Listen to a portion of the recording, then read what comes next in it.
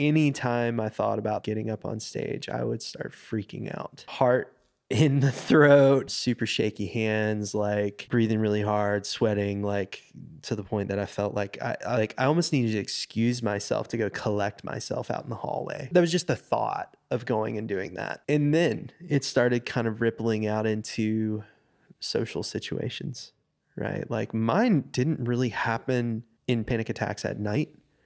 Didn't really happen like anything like that. Mine were like panic attacks in the moment. So like I couldn't do the thing, go away, and then panic. It was, I am sitting here with my friends at lunch. And this is the story I always go back to because it was a reality check for me where I was like, I have my fork in my hand. I'm scooping up my burrito bowl and the rice and the black beans start shaking off the fork because I can't steady my hand.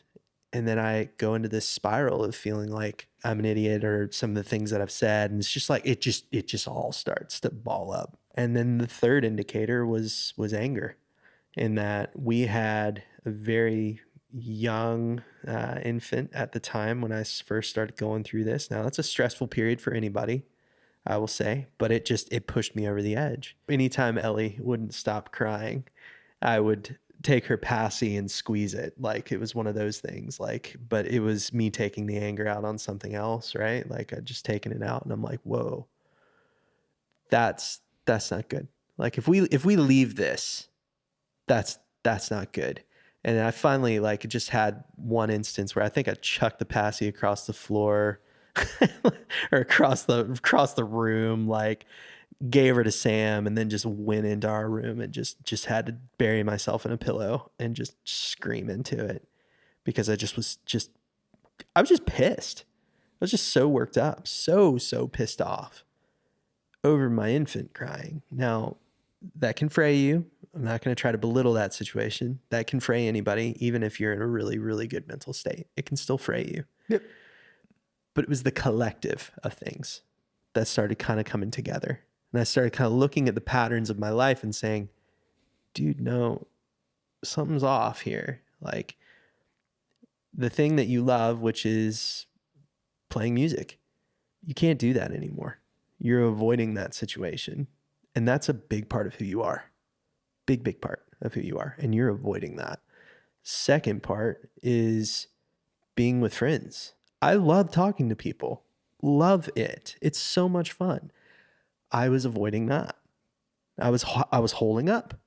And then third, I found myself spitting venom with my words and, just getting too worked up over small things to the point I had to remove myself from the situation, go cool off.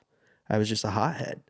And so between those three things, I was like, I sat down with my wife. I was like, hon, something's off here. And she had combated anxiety before me. We talked about it, and that's when we really made the decision I decided to go on medication for that and stabilize the ship, right? Get the boat back to level again, find that horizon line like you talked about. And it's scary because you're like, there's this element of it. It's like, I don't have anxiety. Like, I'm not that bad. You know what I mean? Like other people do. You don't focus on that. It's like, that's something other people deal with, but I'm pretty stable. I'm pretty good. And like, I didn't want to pin that on myself. So I actively am pushing away from it until I finally was just like, no, I got to throw my hand up. Like, this is real. This is real. I can't function anymore. Literally, the things that I love, I can't function. I can't do them. So went on medication and things got a lot better. Started going to counseling. Things started getting a lot better. Started to talk through some stuff, figure out, some coping mechanisms. So if I started to feel that way, I could bring myself back down.